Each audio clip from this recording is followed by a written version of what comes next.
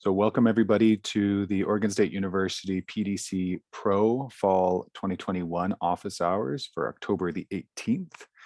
Really glad to see everybody. We're just in between week 1 and week 2. So we're coming up to the Basemap conversation.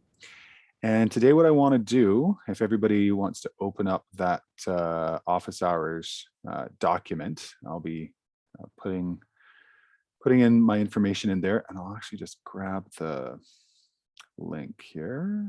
Anyone can edit, copy, and I'll put it into the chat for the Zoom bar there. There you go. So I'm going to make sure that we answer the questions, but first I wanted to just quickly have a bit of a conversation about a bit more of an approach when we get to permaculture. So there's a remarkable statistician and mathematician out of the UK, George E. Box, and he has a quote that all models are wrong, but some are useful. And inherently, when we take a look at coming towards a landscape, every lens we put in front of our eye to the landscape, be it permaculture, be it agroforestry, be it holistic management, be it keyline, is going to be another perspective. I've got a few people who are not muted. I'm just gonna go back and unmute. There we go, cool. Because if it wasn't a model, it would be reality. We would actually be in the landscape and understanding what's around us. We'd be of our ecology in a way that wouldn't need translation. And a number of the First Nations I've worked with, and I think what I endeavor to do within my own work is to experience a landscape from its own perspective. That means permaculture, horticulture, as somebody was just talking about, will be a lens, and it will inherently obscure a portion of what that land is actively doing. And so a good friend and mentor of mine said we need to approach landscape from about 3.5 feet tall, as if we're about 6 years old, with this wonder in our eyes, like, what's happening here? Like, what am I looking at? And how is this being experienced? And there's a beautiful story of David Holmgren, who's one of the co-originators of permaculture, coming to Lost Valley educational site and in Oregon there, and was walking along with another mentor of mine, and they went through the landscape, and David didn't know any of the plants, right? He's tropics through and through. He doesn't know cool temperate. And as he's walking through the cool temperate, he goes, oh, interesting. That leaf has this sort of shape, and it looks like it's in this place. Does this plant have this function in the landscape? And the gentleman who was walking along with him was like, yeah. He goes, oh, that's interesting. So this plant looks like this. So is this plant the nitrogen fixer for this one? And David decoded the entire landscape that way. He was able to come from not only an intellectual or an academic background, but also a lived background to really decode that landscape. And he's currently working on a documentary film called Reading the Landscape with Dan Palmer. Looks to be a great documentary. But when we come to this work, we're coming into this work trying to understand the land from the land's perspective. So a couple of the issues I was seeing coming up in week 1 were people saying, I can't find the data for my site in snowfall or in rainfall or in highs or in lows. And sometimes we can't. Some of the places I've worked in Uganda and Kenya and Cuba don't have data. you show up and you experience and you talk to people and you get a sense of, yeah, okay, in Kenya, at about 3 p.m. every single day in February, the skies open up and it just dumps water for about 45 minutes. Okay, interesting. We're going to take that information and use this. Is this something we see all the time? How does it change throughout the season? So a lot of this is inquiry based. A lot of this is interactive. A lot of this is being very humble in front of a landscape and saying, I don't know. Some of the biggest disasters I've seen is of individuals who have codified their knowledge, written a book or two and said, this is the only way to see a landscape, and have just eschewed all other types of conversations. So really, when we come to landscapes, I want to pass on the idea of becoming a craftsperson within that landscape. And permaculture is one of the many tools you pull from your toolbox. It is one, not all. It isn't to be deified. It isn't to be the penultimate ideology you work with. It is to be a tool that you draw from. And there's lots of great tools within permaculture that can help with lens and looking and all that. So it's important to keep in mind, because it's easy to become overwhelmed with this course in particular, asking for all this data, asking for all this conversation. And it's the way that we can facilitate this course online by asking you to take a look at the data and then to go onto the land and ground truth everything we're talking about. When you're on the land, you're ground truthing if the topographical information is actually what you're seeing. Is it actually where the water is flowing? Or is it out of date? Has something changed on the landscape? So it's important to keep in mind that as we're working on our assignments, we really need to be on the land as much as possible. Now, something I talked about in the last office hours is that there are a few assignments that you'll want to work ahead, especially as we come into winter if you're in the Northern Hemisphere. You'll want to take a look at the soil assignment. You'll probably want to take your samples now, or definitely before the ground starts to freeze. You may want to take some observations as you're starting to see some fall rains and take a look at where water flows on your landscape. And you may want to take some measurements for things like cross sections and things like that. So I wanted to take a moment there and just talk about that because it's pretty important. The other thing was that I saw a lot of people saying in their personal survey, I expect myself to be a world-class designer after a 20-week course. I want to tell you now, I had the same aspirations when I took my PDC. I was not eligible for such things because I wasn't in the realm of reality. This work takes a lot of repetition. So at about year 3 to 5, I started to get competence to the place to where I was confident with the design. And a lot of people think that confidence comes first, but really confidence comes from competence. Once you have a sense of how to do something, once you've walked a landscape several times, once you've taken drone data of a site, once you've done hydrological assays, once you've been in an area or an ecological area for enough time that you can identify the plants, it takes time. So the main purpose of this course is to translate the approach, and as much mileage as you put into what you're being presented and taught during this course, that will be the competence that you produce. So it's really important to manage expectations. As most individuals in a petroleum world have a bit of a thought that if we just take one course, we'll be good. Everything happens on the ground. Working with animals, if you've never done it before, it's a big surprise to people when they start working with animals, or gardening, or working production farming, or working production composting, or like all of these take time. So just be gentle with yourself, be compassionate with yourself, and be a little humble in that this all takes time as we go throughout this. So we're going to start with Lenny. Lenny's here, which is great. Hi, I was transferred from another group. I'm actually just going to share my screen here so we can see this. Awesome. And gonna just me. Awesome. Hey there, I was transferred from another group. I'm assuming all of the teachers do everything pretty much the same, so I'm hoping to assimilate without much problem. I'm currently working on my Basemap. Last week, I was a bit confused about the slide structure and was a day late finishing my climate survey. I was in the process of trying to get the assignment confusion worked out with Jesse before I was transferred, never heard back. Should I just repost my first assignment and just post it along? Yep, indeed. And if you have a specific issue with the slide, Lenny, we can talk about it, or you can just detail it in the Q&A slide and I'll address it. Did you want to chat about it now? Could we clarify anything right now? Sure. I mean, I'll mention something because someone in my last group had a similar problem, Sure. and maybe it's the way the long-term course versus a short-term course is structured. But I wasn't paying much attention, which ultimately it was my fault because I wasn't paying attention to the assignment quite as well. But when I got to the climate survey section, it said assignment 2 on the slides, and that's kind of what I was following. And in my mind, I was thinking, oh, okay, that's for the next assignment. And I thought I was finished, but I hadn't finished I hadn't finished the climate survey. And so of course, the next day, Jesse mentioned, hey, you didn't finish this. Let me know when you finish it. And I went back and I looked and I was like, oh, shoot. Yeah, totally. I completely missed that. But I finished it up that day, and then I didn't hear back from her. And so I didn't know how to go about doing things after that. So, but yeah, that's it.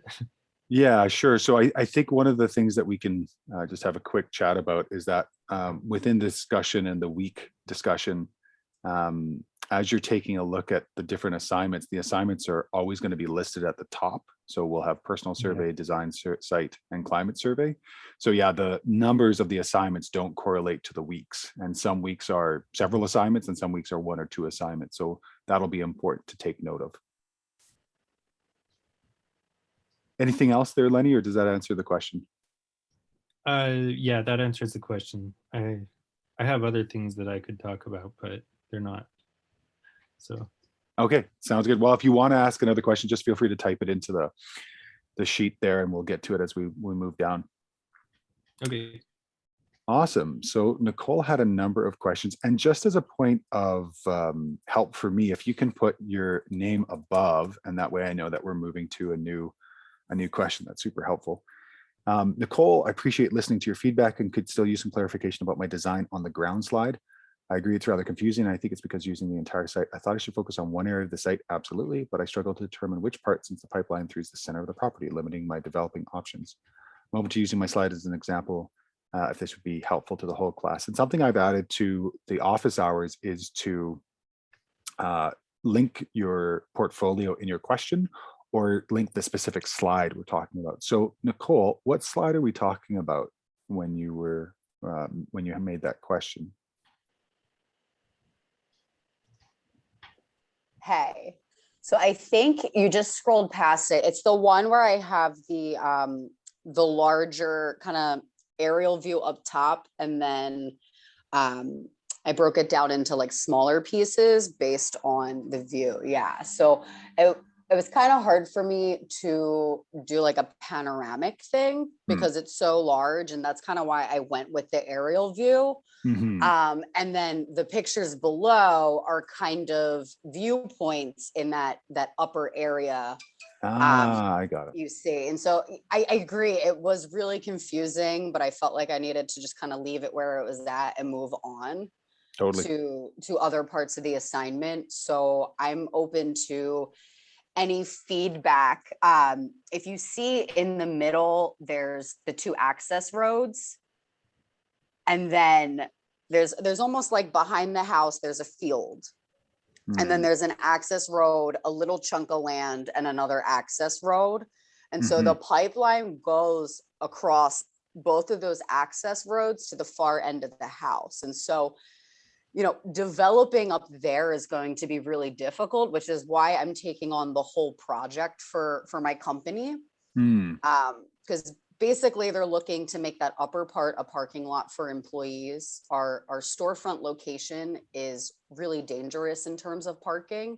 And so we're trying to transition employees to park elsewhere so that it's more spots for customers.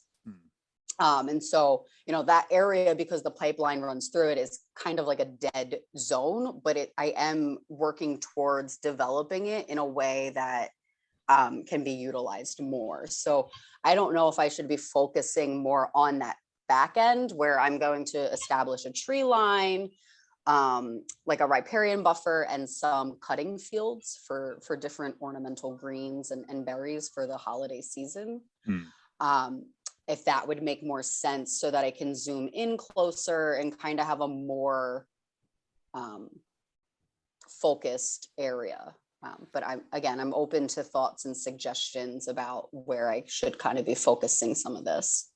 Sure. So if I understand you correctly, are you saying on the northern side of the property is where the parking lot's going to be? Yes, like right where your mouse is or Up in here? was. Yeah, up in there, there's it's going to run from site B to like the opposite way, if you can reverse that. It'll go perpendicular or parallel with where there were once hoop houses. Okay. So it's going to be more parallel this way in one of these blocks? Yep, but then just up towards the house more. So they're actually installing a privacy fence for the tenants right now, but that whole area is going to become some kind of gravel or permeable material lot. And so, yeah, without getting too much detail, there's a lot of strict regulations in these townships these days because of urbanization. And they're seeing, a lot of issues with impermeable surfaces. Sure. And then the pipeline bisects the property going east-west? Yeah, so it starts from where the tiny greenhouse is on our second property, which is like up at the top of the slide. And it runs diagonally through where, yep, exactly. And so it's not as harsh. I would come down to where the orange rectangle, the left corner, bottom left corner of that orange rectangle. Yeah, so it goes that way into the neighboring property. So it really does limit any development up top there in terms of building structures or planting trees or anything that's not visible. That's a huge requirement of the pipeline. Those yellow meters need to be visual from 360. And so they do come in and they've asked us to reconsider structuring like greenhouses and things like that to make that visible. So is there a setback on the pipeline, regulatory setback, like a 5 foot, 10 foot? 12? I have to double check and read specifically, but I want to say it's like 40 or 50 feet. If you're going to do anything within 40 or 50 feet, you have to get the pipeline on board. And you have to get the engineer's approvals to do what you're doing. So I definitely have loopholes when it comes time to actually develop this site down the road. So this is definitely like a starting plan for the company. And you actually put it in here. I see. Okay. Yeah. So something that I would be curious about is what is the regulations, first and foremost. Constraints are great. This is one of the things that I love about this work is constraints basically slowly build out what you can and cannot do on a site. So if you've got easements, setbacks, you have utility lines that have their own easements and setbacks, you have the ability to start working with these constraints. And so what'll end up happening is if you have I'll go back to the other one. And also it's useful to keep north up just for convention's sakes, especially if you start working with any sort of regulatory body that's going to be standard. So changing that could be problematic when you start passing things back and forth. But let's say that there's a block of, let's say 50 feet on either side here. We'll use this, and then let's say that we're 50 feet on one side and 50 feet on the other side or something like that. That means you're going to have this small triangular area, and then you're going to have this backside. So depending on the client wants, wishes, and needs, you'll find that you've got these two rooms to work with, and you could very well just say, oh, I'm just going to focus on the back half. I'm not going to focus on this front half. So this half I've decided not to work on. It seems like it'll end up becoming drive area, or maybe the recommendations back to the client is, to cross either water or to cross other attributes that will need to keep this alive would be problematic with the pipeline and the parking lot. So let's just make a bigger parking lot. And that might be the recommendation that goes back. And then on the back side, this will be actually more of the work that you'll be focusing on.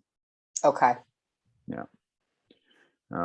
I don't know if the benefit of designing the triangular spot that's in the middle of north of the property would benefit, considering that, is there any water to that area yet? Is it easy to access?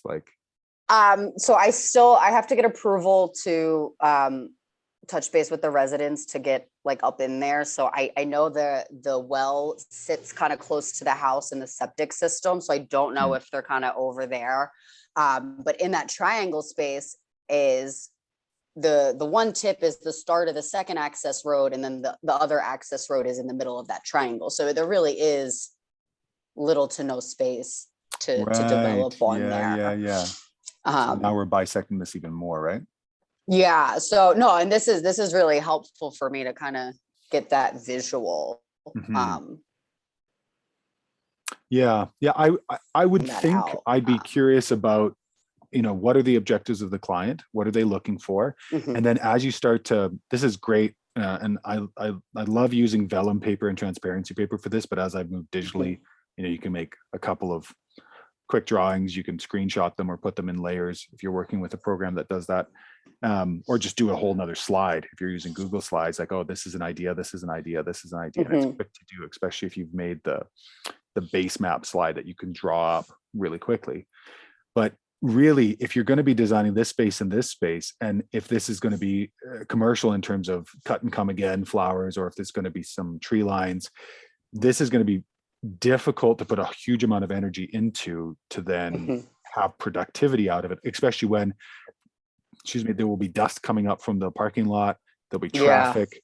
People usually beeline, they never really they never really go the way they're supposed to. So desire lines will probably cross this property as well.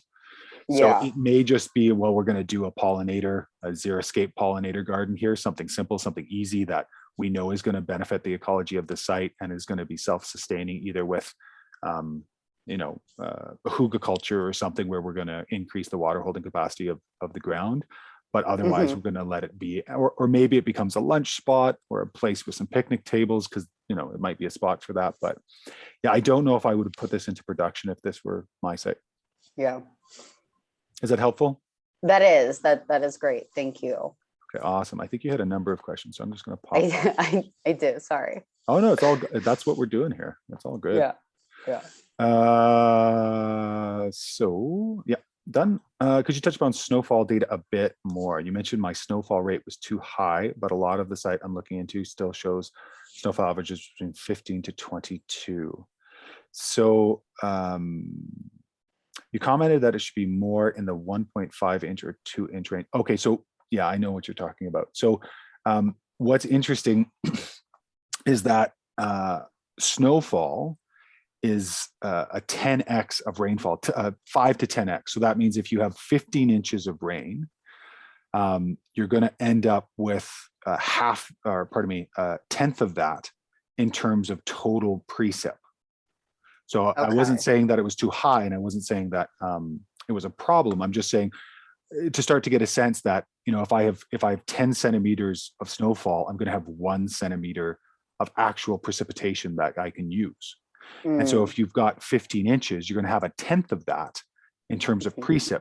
And when we know that number, we can then factor that into design. So if we're looking at, an inch of rain a week is basically the standard for growing.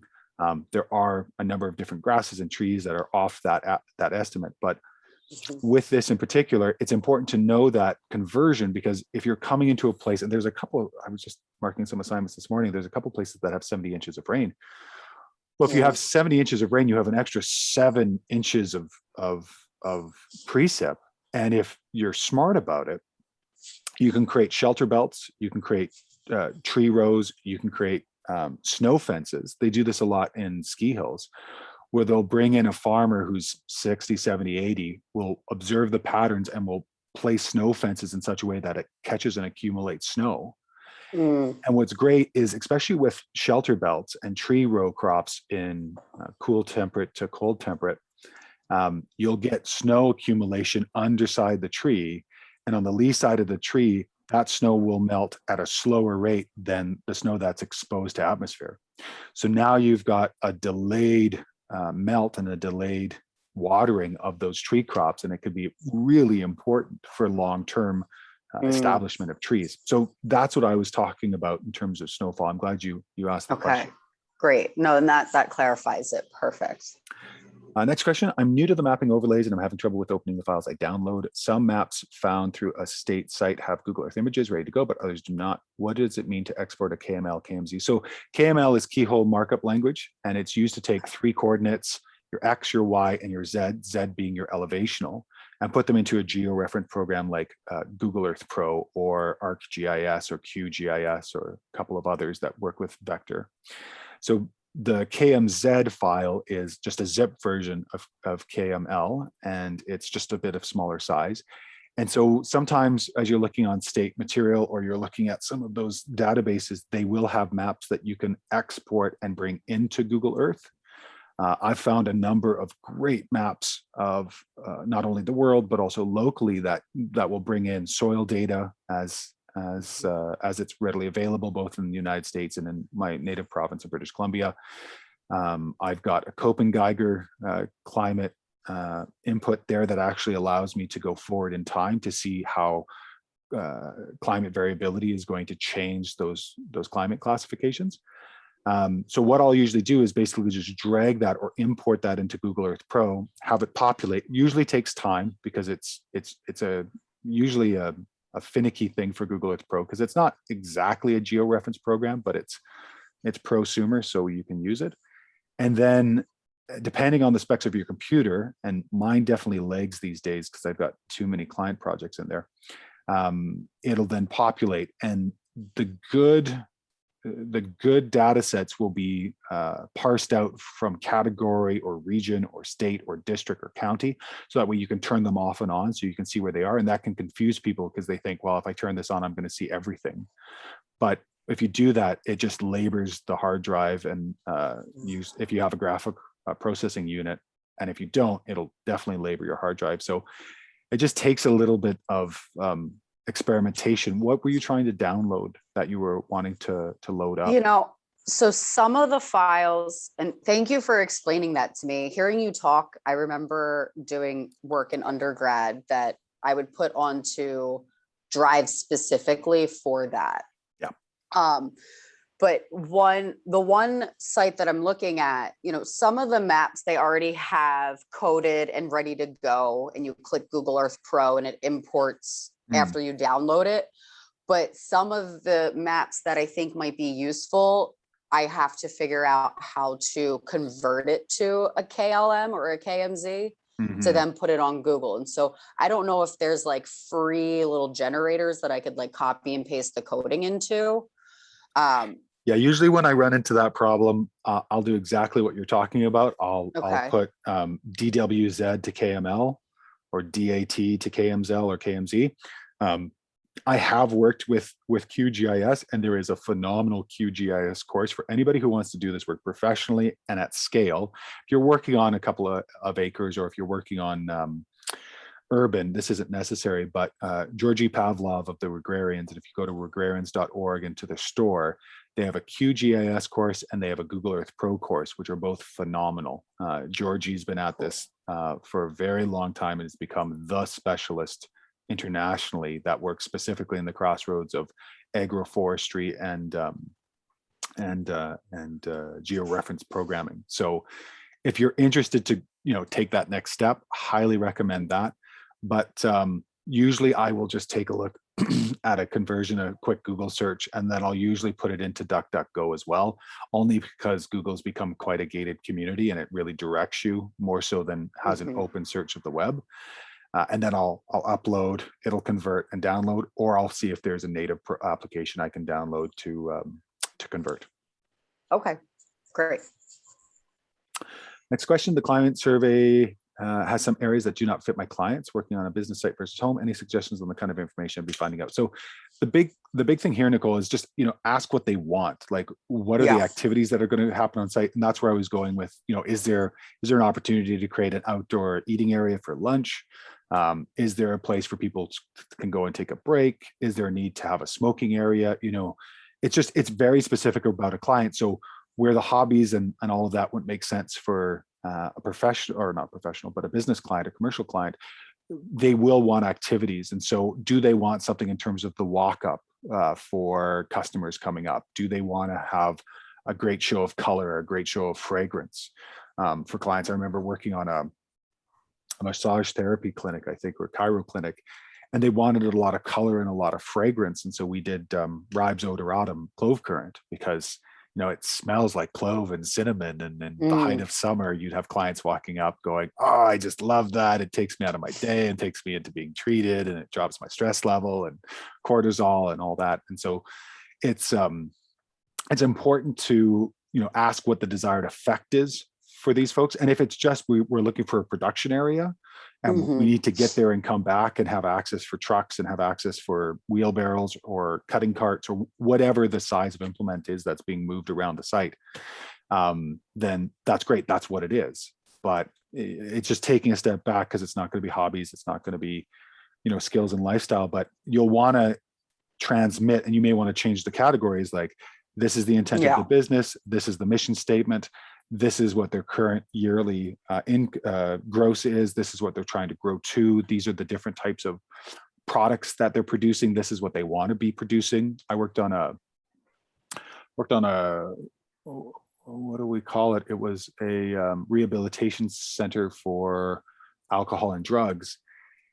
And they really wanted to have a storefront, but they also wanted a place for the patients to be separate from that storefront. So if there were folks who were going through something that was a little, that wasn't for public eyes, there wasn't going to be line of sight. And so I designed a number of shelter belts and plus a fence immediately off. So that way, you know, if you're detoxing or if you're having withdrawal symptoms and you're working the fields, you don't have to feel like you're being seen. And so that was a really specific aspect of that design that I think if you ask the folks, and you know, this is your work, so I imagine you'll know a little bit more than they will. But yeah, I would ask those types of questions. Great. Yeah, that answers that question too. That I just felt weird because I didn't want to leave things blank on those slides. But like a child play area doesn't make sense. But what you're saying, like, do they need a place for lunch or a pollinator garden or something like that? That makes sense to kind of plug and use different information for those areas. Yeah, and it's the other side is I worked on a aging in situ care home. So on one side it was independent living, and then they had a facility area, and then they had assisted living. And they had a commercial landscaper quoted. And then I came in because I had a family connection, and they said, oh, we should see if doing something more ecological is interesting. And basically I pitched them flowers, pollinators, and a little bit of fruit growing, very, very little, but just a lot of foliage around the rooms, because it's been shown time and time again that having a nature connection lowers stress, lowers cortisol, lowers turnover of staff, because if the residents are calmer, then the staff is calmer. And I got it because my pitch, it was more expensive, absolutely. But I got it because it was a more interesting and more interesting pitch, and it hit more of their bottom line, which is basically they were having high turnover of staff. So they were like, well, if I have to put 10% more down on this, but the staff will enjoy coming to the center, then so be it. So yeah. Great. Cool. Thank you. Thank you for that. No worries. Okay, I wanted to do this going on, just put the timestamp in there. So Monica, my site is under some transformation. The owner is already planting some fruit trees here and there. The trees, banana, guava, mango, avocado, and pomegranate, are about 0, 1, and 2 years old. They do not fit for the climate, but I do not know if the future design they are placed well or shouldn't or not. Should I leave them out of the base map or include them? I can't just keep the quantity of each species and keep them on inventory and later place them in the proper location. Thanks, Monica. So Monica, my approach to this is I put everything on the base map that's stationary and isn't nailed down. So if trees are on the ground, I put them on the base map. Chicken tractors, I don't put on the base map. If there's a structure, I put it on the base map. If there's a car, I don't put it on the base map. Basically, if it's in the ground and it's perennial, or if it's self-seeding annual and comes up year after year, I put it on the base map. Why? Because I want to get a sense of what's the before image that I'm working with. So I can look at it and go, yeah, I've got these banana, guava, mango, avocado, pomegranate. And as I learn more about their placement and where they do well and how they work in the story of tropical plants, they haven't been placed well. And so if I want to move them, here's the process, do your due diligence, understand what the cost of moving them might be depending on how big they are in size, and then you know where you're going to put them as you go into your transformation. So I would include them in the base map and then work with that as you go forward. Does that make sense? Is there any other questions about that? Yes, perfect. Thank you so much. Thank you. Okay, fantastic. So even including perennials, because he's already planting herbs, lemongrass, and a lot of oregano and basil and rosemary. So I keep them in the base map, or at least I place them somewhere in the base map. Totally. Okay. Yeah. And that just, as somebody else was mentioning, this kind of connects with something I was reading. A few people said this, do you change your SWOTs as you move further in the course? I don't. And especially for students, I think it's really important to see where was your mindset when you started, and then where's your mindset now as you're going throughout the course. Oh, interesting. I didn't know that yet. And so it gives you this marker of what's going on. Similarly, the base map does that. You have the opportunity to look at the base map, go, oh, this is what this is, and then take a look at the next iteration, the next iteration. So I would include it. All right, thank you. Most welcome. 3905. Vanessa, does north always have to be at the top of the page? My layout works best with the west at the top of the larger project. Does it matter? I'm just going to pull this up. Does it matter? I think you kind of just mentioned that. Sorry.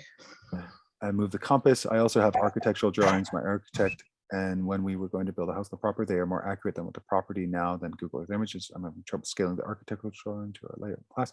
Not sure which to use. Okay, cool. So generally, I'm just gonna grab down to your base map if it's there. Oh.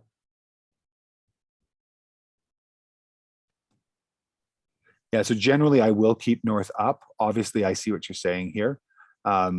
What I might do for,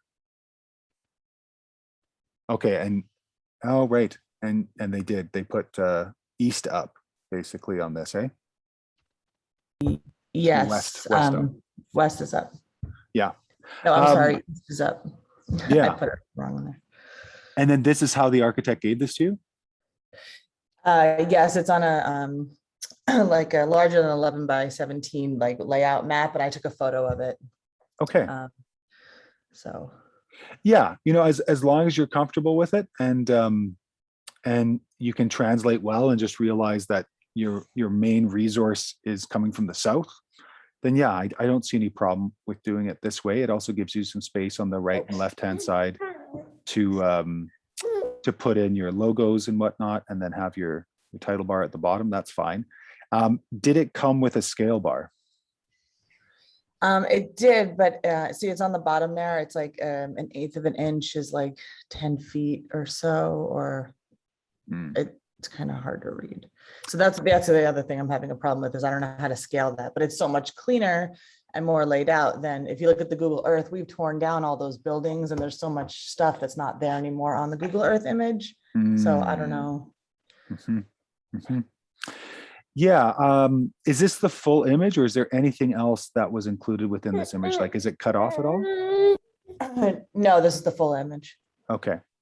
Yeah, so there are a couple of ways to do this, which would be to measure something on the map itself and then get a sense of, let's say, this blocking for the turnaround, and then basically get a sense of what the size of this the sheet is, which is 11 by 17, and then you'll be able to convert down to what the scale is. But you'll first have to get a sense of how big this is in terms of the original drawing, which may be hard at this point because you've just taken an image of it, correct?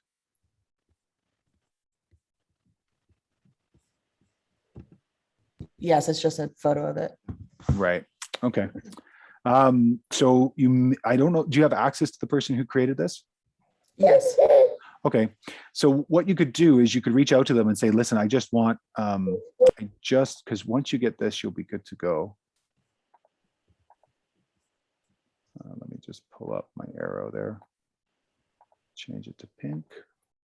So you might just reach out and say, listen, I'm looking for on your map, what is this dimension? And then you can start to convert, because you'll have a reference point. Once you have that reference point, and I think you said it was like 1/8 of an inch or something, you'll be able to know what that is in feet on the ground. And once you have that as feet on the ground, you'll be able to take the scale bar that's provided in the slides and then scale it directly to this. So let's say this ends up as 10 feet.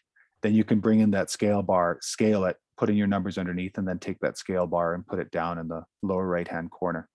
Does that make sense? Yes, I'm sorry. He's very fussy right now. No worries. Yeah, yes, that does make sense. I really appreciate that help. Oh, no worries. No worries. I was just So with should I just go off of this map instead of the Google Earth? For sure. For sure. It's so messy. Yeah. Yeah. Okay. If somebody drew your base map for you, it's a win.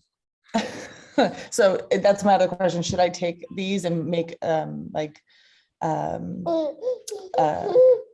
bar on the right, like what everything is, or is it clear Yeah. a key? Yeah. Yes. So what I would do is I would, let me just pull up. Zoom in here. So there's a couple things here. I'll get rid of that. Annotate clear. Yeah, so there's a couple things here that are very clear, but there's still a number of buildings that we'll want to lay out and just say, well, this is this building and this is this building. You may also want to work with some color if you wanted to, which would be, roundabouts and things like that.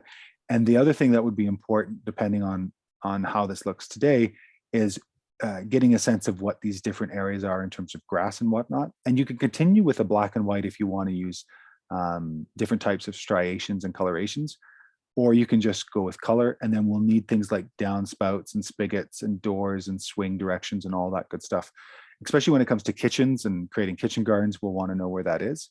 And you may want to keep this as is, or you may want to just use this and trace over top of, but this is already all done for you. So I would just add in whatever's missing on site that you know of, and then go forward with that, and then create that as your base map with your key on the right-hand side. Okay, great. Thank you. And the kitchens and the downspouts, that's not in this assignment, correct? Or is it? The base map? Yeah. Oh, it is. Okay. Yeah, for sure. Basically, we want all the detail that's live on the site to be on the base map. So that way, as you walk forward in like rainwater harvesting assignments or design assignments, that information is there for you to reference back to. Thank you so much. Yeah, you're welcome.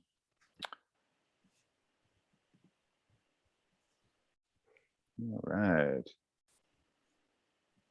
Danielle. So 40, 45, 50. We'll have to travel for work a couple weeks in January and would like to get my groundwork done ahead of time so I can complete assignments. What should I focus on? Which assignment numbers would they be? What tools should I get my hands on for such things? Anything I should specifically focus on given the particularities of my site? Imagine soil depth permeability to be very important. Yeah, so I covered this in the first office hours. Danielle, did you watch the first office hour video? I did not. I missed that part of like the announcement because I wasn't getting any email notifications and I couldn't find the video. Okay. Okay, so let's just make sure that everybody's clear on that first, and then we'll answer your question. So in the discussions, and at the top, we've got the office hours discussion thread. And in there, I'll be putting links to all of the previous sessions. So it's right at the bottom there. So that was the October 4th, 2021 office hours there. But to your question, the assignments that I think people should focus on going ahead if you're going to be away is the soil assignment 100%. Definitely walking the land with an eye on sectors. So if you're in an area and you don't see it from your remote data, seeing where potentially fire sectors are, or if you're talking to neighbors where wind sectors are, if you have the ability to be on site when it's raining, heavy rain, fantastic. Best time to be walking a site in gumboots is to see where the water is flowing. Microclimates as well is useful to be on site just to see, okay, where are we seeing shade? Where are we seeing moisture? Where are we seeing sun? And usually we're talking about three different aspects. We're talking about what's the solar aspect. So is it sunny? Is it shady? What's the moisture aspect? Is it wet? Is it dry? And what is the temperature aspect? Is it hot? Is it cool? So that can be useful to walk around with a base map printed and just kind of draw out what you're talking about. Zones can be useful as well in terms of what are the desire lines, the walking lines, the pathways. Water survey usually can be done remotely. Watershed maps is usually done remotely, but the water flow on site, again, this would be important to be on site usually when it's raining. And if you're not, then you're going to be guessing, which is fine. Soil map for sure. So if you go into the soil map, you'll see that there's a couple of different tests. We'll be doing a shake jar test. We'll be doing a soil texture test, so texture by feel, which is what I do all the time. I don't use the shake jar test. This is where me and the course differ. I don't use the shake jar test because the soil texture by feel test is actually more accurate if you do it over and over again. And when you're out in the field, it's hard to have a jar with you at all times. So I really, really support that idea. You'll be doing a percolation test, so digging a hole and timing. So, and then you'll be doing a visual assay, so showing what that looks like. Sorry, you cut out for a second at percolation test. Yeah, so percolation test, and then also visual inspection. So just making sure you have a photograph of that soil as well as the example shows over here. Okay, so the percolation test, I don't have to like collect the sample and do some like, run water through it in a jar or something? No, percolation test is in ground.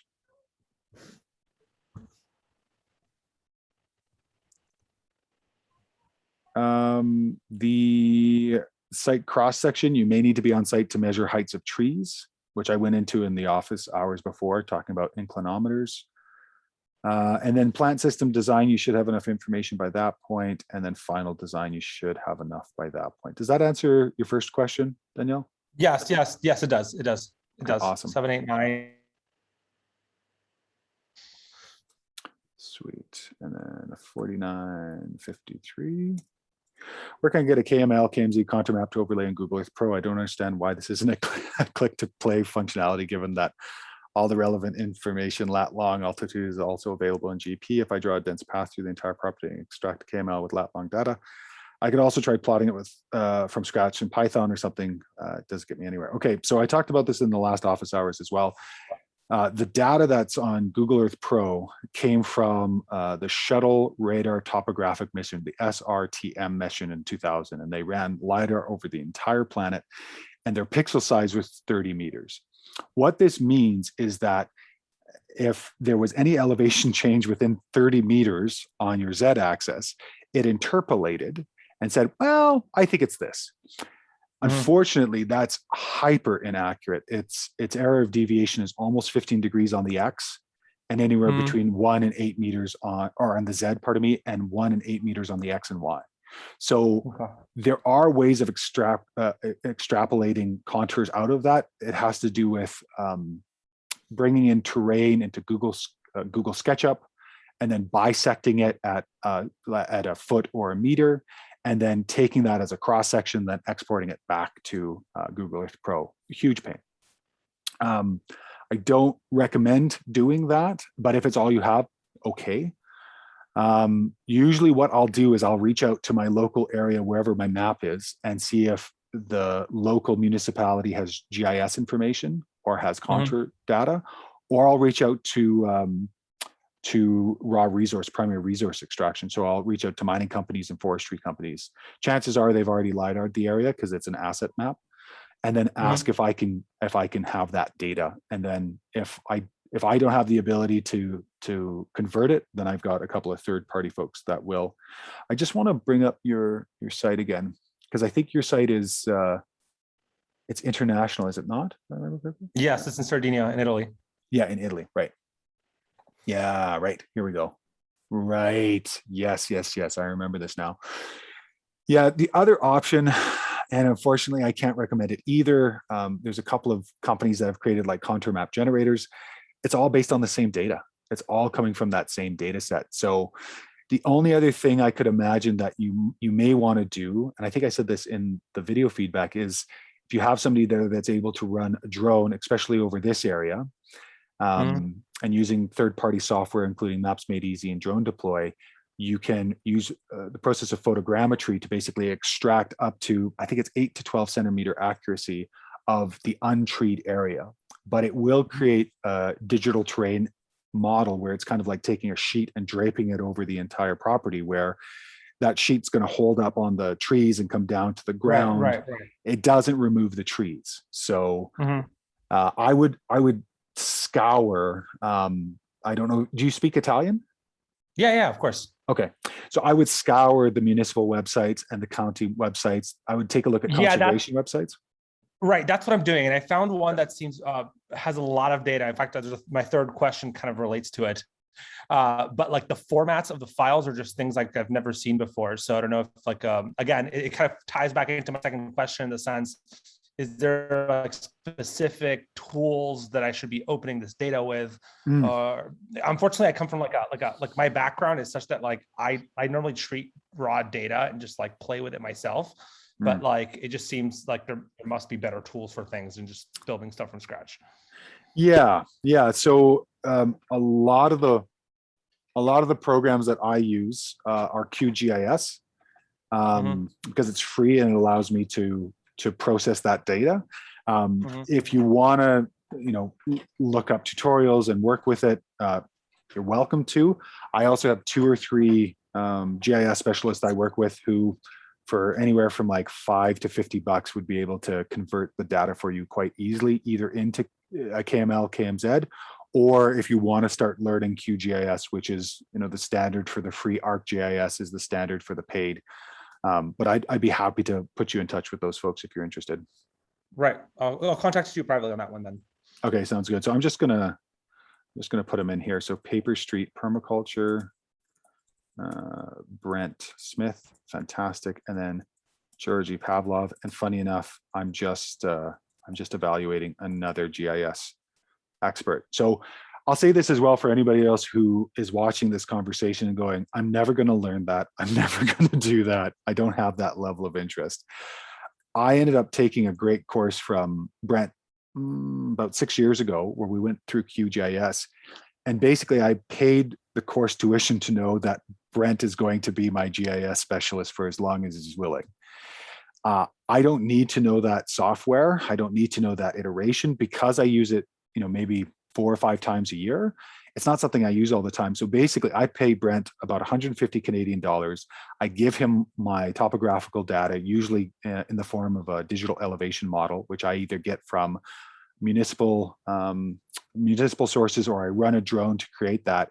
And then he produces my contours, he produces my aspect, my slope, my solar radiation, my low, my mid, my upper slope. All of that is produced by Brent in a beautiful way.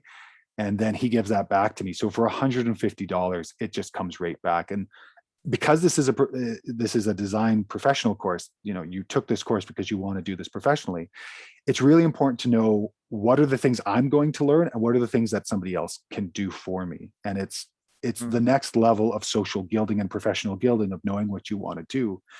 And when I get to professional renders, I will draw things usually on GoogleEarth Pro, or I'll draw things on Morpholio Trace, my iPad app, and then I will give it to a professional landscape architect, or I will give it to a 3D renderer to develop something for a client, depending on the scope and the size of the client. So go ahead. Sorry, and what? So you do what? You give Brent like a polygon on Google Map, on GoogleEarth Pro, and he takes it from there?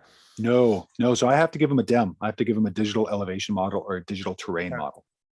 Okay. The great thing about Brent, though, is if you have, this is the amazing thing about Brent. I had a colleague and friend of mine, Curtis Stone, reach out and ask me to do his property. His property is 30-40% open and the rest is treed. So I went down and I put down ground control points so that way my drone could see them. I then used an RTK real-time kinetic total station, and that total station gave me accurate points for those ground control points to centimeter, sub-centimeter accuracy. And then we took a bunch of points in the trees. Well, there was a number of points we didn't get in the trees. And when I sent to Brent, I said, listen, these areas that you can see on the aerial photograph are roughly, 45 feet tall, about 18, 20 inches in diameter. And Brent has proprietary algorithms that he's written that digitally remove the tree elevation. So Brent is an amazing resource because he's gone really deep into this. You can't just give him a polygon on Google Earth Maps, because he has access to the same data that's on Google Earth Maps or Google Pro. Right. Yeah. Okay. What Google? Okay. Yeah. So you've got a shapefile. Okay. No, this is great. So yeah, you can take the shapefile for sure, and potentially the DBF, and you can convert directly into a DEM, and then that DEM can be exported into contours. Now you can do that all. I'm just going to put the timestamp on here, 58. And for the record, this screenshot, this specific screenshot that I'm sending you is it's a permeability map for soils in Sardinia. Amazing. Yeah, so that would be possible. You could definitely do that. Okay. So this Awesome. would be, so this kind of information I'll definitely need it later in the course. I think it would be useful because you'll want to know, like, if that soil permeability is just showing what's the permeability of the soils, then it'll overlay on your site and you'll say, okay, I know what the permeability is on the entire site.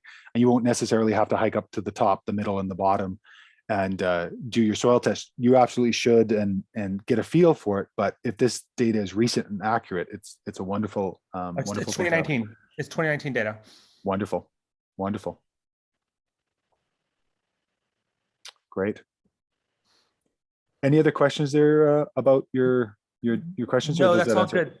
Thank you very much. If anything, could we get like an email for Brent? And I'm going to try playing with it myself, but if it really is $150, like it might be worth it. Yeah. You know, Paper Street Permaculture will usually come up directly. There he is. Okay. So Got it. I'll pop him in there quick. Copy. And then, yeah, he's a phenomenal resource. Amazing designer. So as well. like these shape files, I can't just send him these shape files. Like you would have to. Like, Yeah, you could send him these.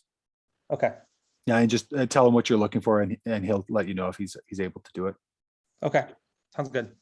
Awesome. So folks, we're coming up to the last 5 minutes. So I'm gonna answer this last question, and then I'm gonna go a little bit longer, so you can come back and watch if you have to go. But I do want to just touch base on a few things about the Basemap. Tim, we're at about an hour and 23.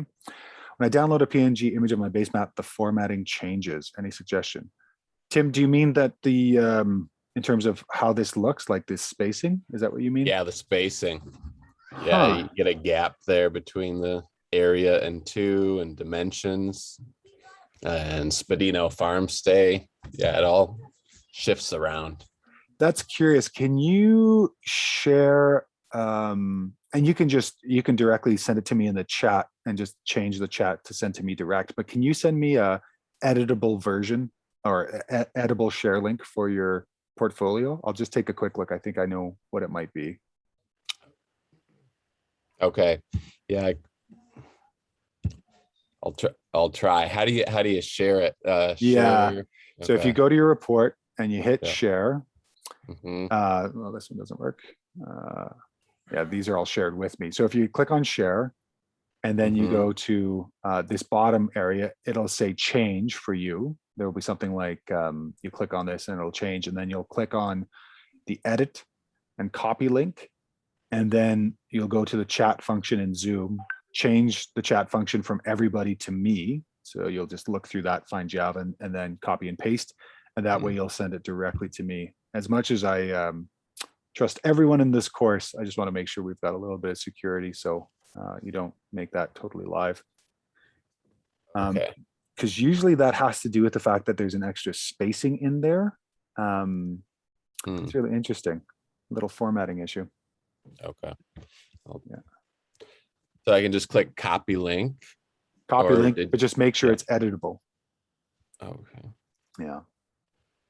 It was doing that to me too, and I just hit the enter button afterwards. I think it might have to do with like the spacing. I forget what it's called, but because the address there is maybe like really long, it I don't know. But hitting enter like resets the next line somehow. Okay. It worked for me. Oh, awesome. Well, maybe you want to try that, Tim, before you share, and see if that works for you. Okay. And did I get changed to your group? I used to be in Jesse Bloom's. Yeah. So all of a sudden I was like, yeah, Jessie had some health issues, and so we had to divvy up some of her students because she wasn't able to do everything. So yeah, welcome. Nice to have you. All right, thank you. Yeah, I think with her new kid, and she's taken on, I think she's the agricultural extension agent for her county, and there were some issues. Okay, so this is this where we're looking in terms of where the issue is coming up? The the one with the more cartoon image. Yeah, that one. Gotcha. Oh, okay. So you've shared this as comment only, so this isn't editable. But maybe you can try Lenny's suggestion with the enter button, and if it enters, like if you just enter or return after farm stay and potentially after acres, maybe that'll work. Might just be a spacing issue there. Okay, I'll give it a try. Yeah. Cool.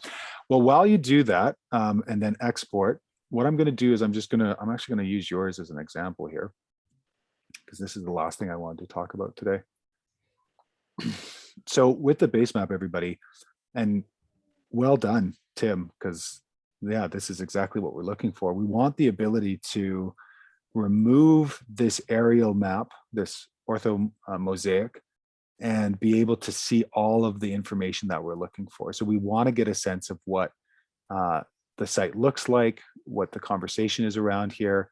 And there's a couple of pieces here that he's done really well. So Tim's put just a single line for showing flow direction on his buildings.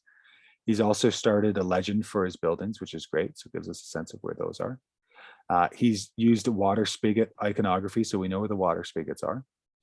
Showed us where the compost is. So we're seeing a lot of information here. We've got the deck. Now the deck and whatever this is, it doesn't look like this is necessarily on here yet, but I'm guessing it's open ground or gardening. Yeah, So that's mulch. Well, it's the raspberry patch, but let me see. What was that supposed to be? Mulch and garden beds. Perfect. Yeah. Yeah, mulch and garden bed. There we go. Got it. Nice. Yeah. So that's all great. A couple things that I'm missing is we've got our telephone pole. And so we've got that. We've got our utility coming in. Are there any utilities that are going to the shed or the barn? Yeah.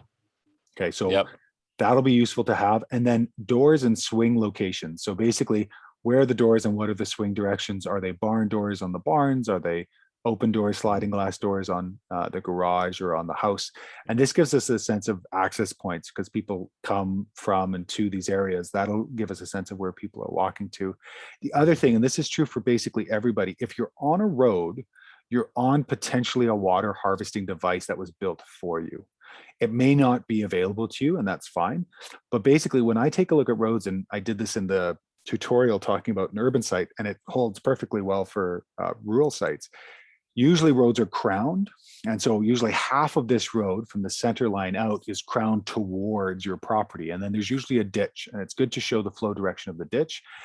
And then if you want to, and then once you get to the water assessment, the survey, you'll get a sense of, well, actually I've got 2 kilometer, I've got a few mile of road, and actually the whole side of that road drains in front of my property. This is a potential water input to my site. I may be able to bring that into my site at the top. Looks like the eastern side of your site is high. Is that right, Tim? Yeah, the eastern side is high. Everything drains toward the west. Right, right. So if you don't have enough water harvesting potential here, you can basically take it from the road and bring it into your property. I've done that on so many designs and so many sites, but you need to assess it first. What else am I missing here? We've got our utilities. Does this have a septic field, Tim? Yes. Okay. And I think I put it on there. Let me see. Let me just read quickly. Column, deciduous trees, hedges. Oh yeah, the M. Well, so it's listed a M for manhole, but I'll edit that to say septic. Yeah, and just if you know where the piping is, sometimes we do, sometimes we don't, but piping, where does that go? We've got our well. It'd be good to know where the piping comes into the house. And again, if that piping then moves around to either the shed or the barn, or if you've got a underground irrigation setup, that would be important to know. Sometimes you're divining by shovel to find these things, but it's good to have as-builts. And I would say you're probably right on. The only thing I would add, and you could do so in this assignment, or you could do so when you get to the local ecology, is I would start to identify my plants, start to build legend structure. So you've identified them and you've put a small legend, so you've got a sense of what all that is on one side here. Would you put that on that map?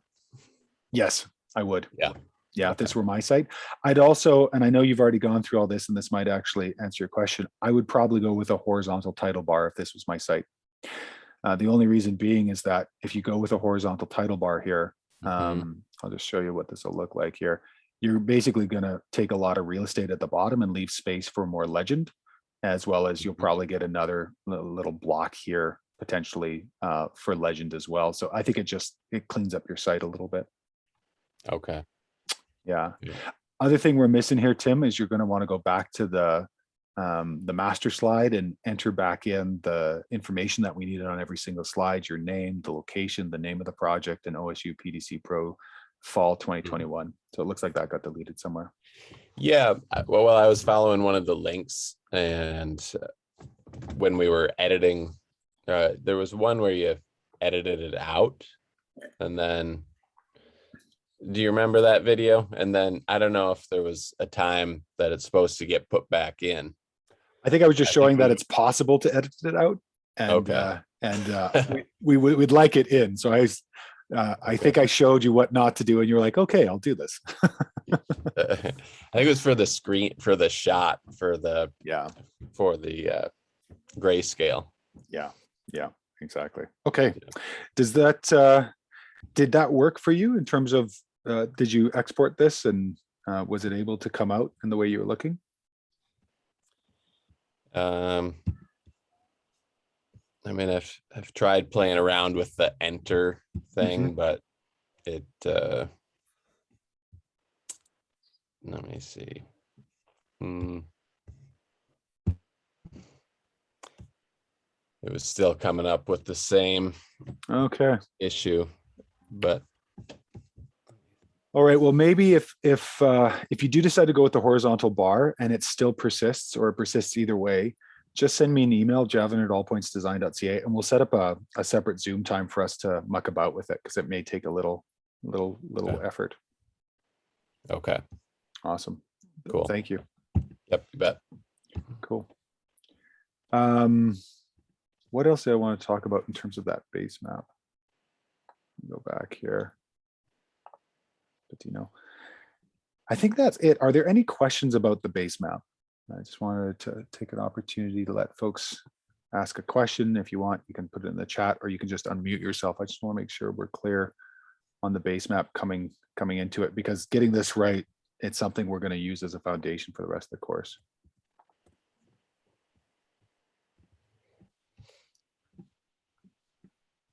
I have one question. Yeah, go ahead, Lindsay.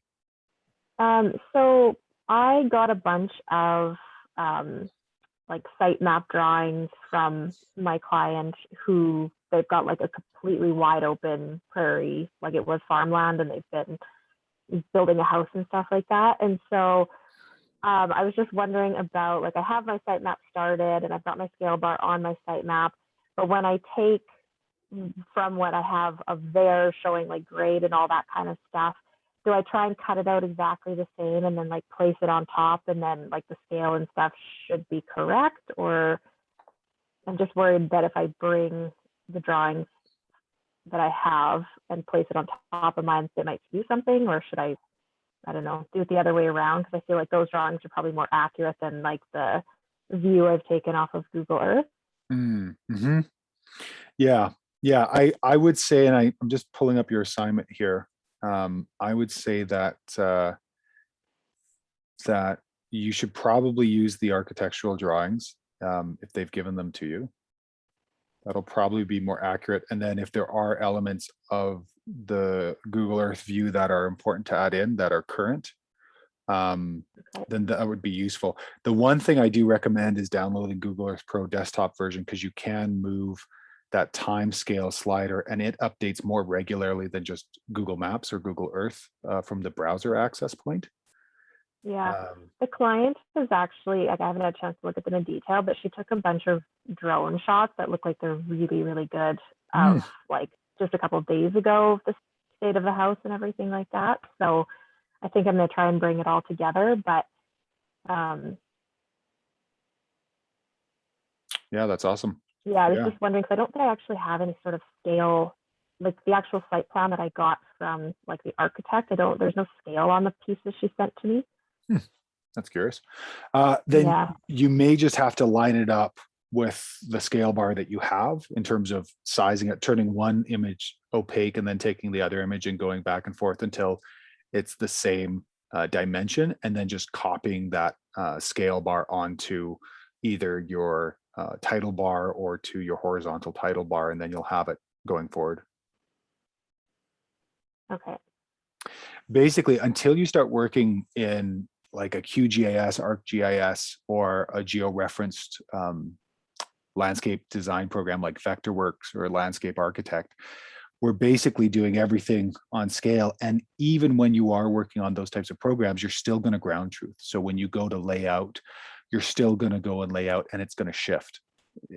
I'm a big fan and a big proponent of working designs, not final designs. Nothing's ever final. You get to the site and there's something on the landscape that wasn't in the designs, and you have to change and augment, and it's always the case. So ground truthing when you get there is always going to be there, but the scale bar, if it's a couple of feet off or a couple of meters off, that's okay. It's not the end of the world. We just want a relatively accurate scope and scale of it. We can be roughly right, or we can be precisely wrong. And so we're looking for that roughly right piece just to kind of get a sense of how it looks.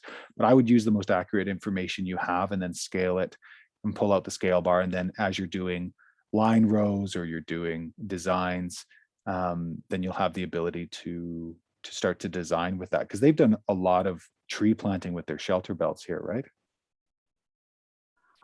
Yeah, they started like 3 years ago, and they have a significant amount of trees that they've put in already, just because it's like wide open prairies otherwise. So does the Saskatchewan shelter belt program still exist, or is this something they just naturally did for themselves? Oh boy, there is one. It's not quite the same as what it used to be, from my understanding. There's a couple places you can still get like free trees from, but it's not quite the same as what it used to be. Gotcha. Okay. Yeah. For anybody who's working in shelter belts or looking to build shelter belts, Alberta and Saskatchewan and Canada produced some really great promotional material and how-to materials for shelter belts, talking about size and scope and scale. Those PDFs are still available. If you search Alberta Shelter Belt Program, there's a number of PDFs that are very useful. So if you're working on large scale and you're looking at shelter belts, highly recommend those resources. They're quite useful. Lindsay, I have a question for you. How are they watering these trees, or are they just seeking down into it looks like it's got a high water table because of the wetland to the south there, eh? Yeah, so at the moment, they're actually lucky because the land was family. And so there's a dugout across the road that they're basically just filling up a big thing they pull behind the quad, and they were watering. And they just about a month ago, like the southeast corner there's a pump house that's got a well in it. And they've run drip lines and stuff like that. So it's starting to get to be more something that they can just automate the watering on, but there's still a lot of manual work that they're doing. Yeah, I'm slowly remembering my feedback for you here. I think we were talking about contours and potentially doing some planting on contour. What you will find is my prediction. Most all predictions are wrong, but I would predict that if you did go on contour, and if you did a swale system, which works really well in conditions like yours, you'll probably see those trees outgrow the shelter belt trees that have no respect to the contour of the landscape, which will be fascinating for the clients to look at. Yeah, it's interesting property because the wind literally comes from full 360 degrees within a 24-hour period. So we won't be losing by getting them anywhere. Yeah. Well, that's the orthographic effect of continental climates, because as you get that heating, getting closer into the center of the continent, it's incredible the amount of wind that comes up, and it's true Saskatchewan. It's very flat and very bald, eh?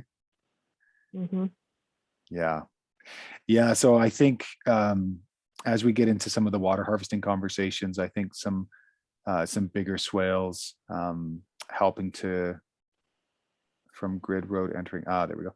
Yeah, I think that'll probably be a nice water harvesting strategy for you. And I think, again, for your conversation, understanding a bit more about the road, because is there a road on the north side that's going east to west? Correct, yeah. And it's a busy, dusty gravel road, and it's quite noisy. So that's going to be a big thing to factor in. Yeah, so similar to Tim's conversation, I'd be curious to know where the ditches are there, and then what does it look like in terms of water flow? Is during freshet or during major rainstorms, does that ditch flow? I imagine it does. It's pretty significant, unless we get a probably one of our 100-year rains, I don't think it'll ever make it into the property. Yeah. It's pretty, they have a pretty good slope and a pretty significant ditch at the top. Okay. Yeah, I would just be curious if that flow, what that flow looks like, because it may be able to be brought into the property and fill dugout or be Okay. used for whatever the production is, or if they're looking for production, but we'll get to that once you put your client survey together. For sure. Okay. Awesome. Does that answer your question? It does. Thank you. Yeah, no worries. Awesome. All right, folks. We are at hour and 15 minutes. There's no other questions on the sheet. So fantastic. Week one done. Week one and a bit done. Coming into week two, we've got Basemap and client survey. Any questions at all, feel free to reach out. If you have questions about specifics within an assignment, put it in the Q&A slide. If you don't have any questions, delete the Q&A slide. And if there are any issues that come up, feel free to reach out. How's everybody feeling about the course generally? Far too much work than you thought you'd be getting into? Yeah, good. It's a lot of computer skills, so that's been good to learn. Yeah. And again, I just want to say, if the computer's driving you nuts, go to pen and paper. Do it right now. It's totally fine. Go to pen and paper. It's what I did for a number of years. If you want to learn some of this, that's fine. I'm actually reaching out to a woman who has been really phenomenal at Inkscape, which is a free landscape design program, and we're looking at potentially building some courses for folks for rendering. But really, do not worry about the rendering. Don't worry about making it look beautiful. Pull out the crayons, grab the finger paints. The most important work happens between the ears. It's the cognition of looking at it going, oh, interesting, this is the water flow and this is the solar aspect. And this, all of that is what we're really working towards. We're not worried about how pretty the picture looks. If there's illegibility, if there's confusion, I will absolutely call your attention to it. But if it's clear, that's all I care about. And that's all your clients are going to be caring about. Can I read this? Can I look at this? And does this make sense? So just keep that in mind and be kind to yourself. You're learning something new. Adult learning's tough for all of us. And reach out for questions, reach out to each other, and we'll see you in a couple of weeks. If you'd like to unmute and say goodbye, feel free to. And we'll see you Bye, everyone. all. Bye. Take care. Bye. Oh, you're most welcome, Chelsea.